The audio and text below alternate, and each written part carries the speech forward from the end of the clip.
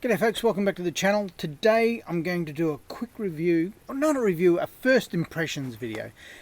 I've used it, but I haven't used it enough to do a true fair dinkum review.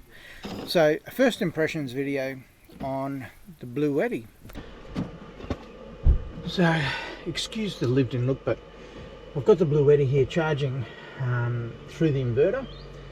Now the inverter, I've noticed, normally is between 13 and 1. It sort of flicks between 13 and 1 all the time when it's on. And this one's sucking about 192 watts of juice. I think that's how it's working. I'm no electrician, but this one's, you can see here, input 192, 193, and it's been there since it started charging. The charge was down just under half. My actual house battery is nearly fully charged at the moment. I've hardly used any power, so I don't mind getting rid of a few amps out of that, and it'll recharge during the day with the solar. I could have hooked it up with solar during the day, but then I would have had leads and mats and stuff running around where we're all sitting, and I'd rather not, so I thought I'd just throw it on charge this morning. I expect it'll take probably between 1 and 2 hours to charge. So had breakfast. It's been on for about probably an hour and a half. I'm pretty sure it's fully charged because I checked the draw on my system, and yeah, it is. It's fully charged. So it's only taken an hour and a half. It's gone from probably right on half back up, so I had to put back in the equivalent to about 25 amps. It's a 55 amp lithium battery that's inside this pack, and it's full now, so it's put in that 25 amps. And I know it was quite fast because it was drawing about 190 watts, which is significant. Started out at 88% charge on my house battery, and it went down to about 71 or 72%, I think it was, when the current draw really dropped back down to only what the fridge draws. So hour and a half, and it's charged it from about 50% to full.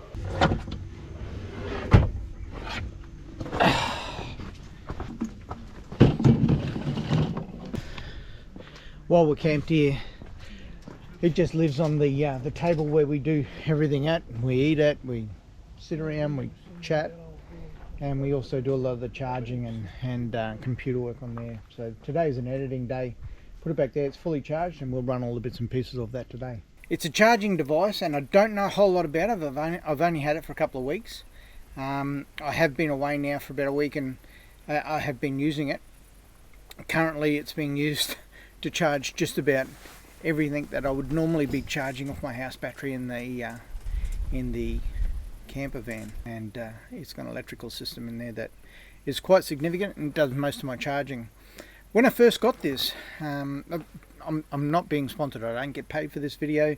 Bluetti did send me this device to try and use, and to do a couple of videos on, and on that basis, I guess sponsored to some degree, but certainly not with cash. I'm not getting paid for the video. And they were very good company. They basically said to me, if you don't like it, just send it back. If you do like it, do the videos. It's everything you would have in your canopy in a small compact unit. That's what this is. It's basically a 55 amp lithium battery. It's in this one little case, or one little setup. It's got a 1000 watt inverter. Has two 240 volt power outlets. I'm in Australia, and if you're buying it in different countries, it is modified to the country and the power that is supplied in each country. It has a cigarette lighter that I run additional USBs off, 2 USBs, and that they're 3 amp, 5 volt at 3 amps, so quite significant power comes through them, charges things quite quickly. And then it's got 2 C ports.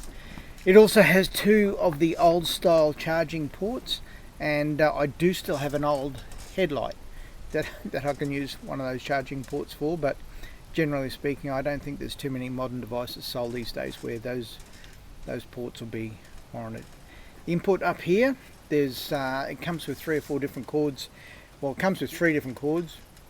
you can charge it direct from AC out of a power socket at home. You can charge same AC off your inverter in the car, which I did today.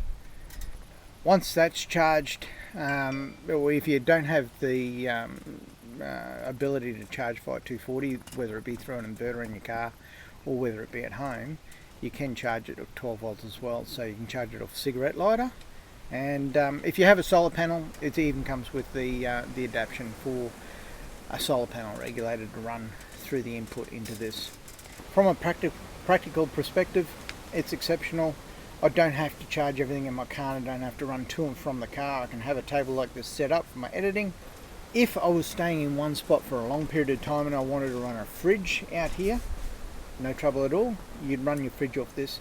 You just have your solar input, you blank it up, and your fridge running, and you've got something that'll run for as long as you're camping.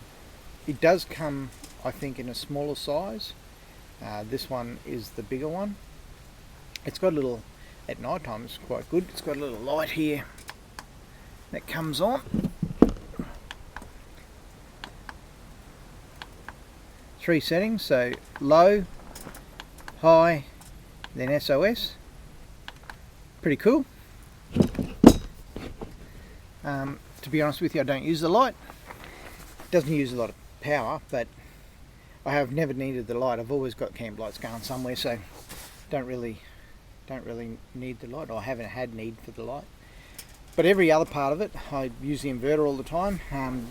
Currently I've got a battery charging for my big camera, the Canon, and that uses inverter power, or 240 power. It's still charging. I've got a second battery to do there in shortly. Then I've got USB. This USB here is charging some AAAs that I've got out of one of the lights in the camper, and a AA from my audio. So it's being charged at the moment. My phone's up the top. Now it's currently being charged off a cord because I've got a case on it. But if you haven't got a case on your phone, there is a platform up the top. A platform up the top with magnetic charge. So you can put your phone up here. There it is. So that's it charging there now.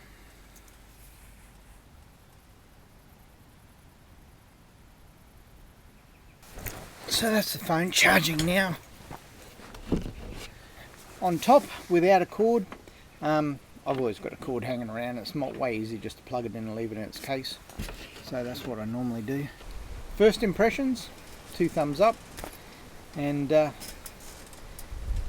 6 months or so of use, I'll come back and I'll give you a full review and tell you what I think of it after I've used it for a period of time, a good period of time. But we're about to do a Simpson Desert trip. When we do that trip, that'll put it through its paces, so we'll be taking it on the Simpson Desert trip.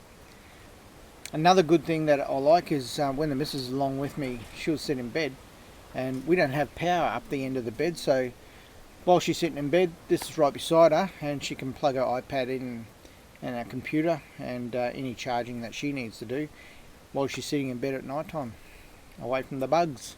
That's it from me. I hope you got something out of the video. If you did, make sure you give me a big thumbs up, hit the like button for me, and subscribe to the channel.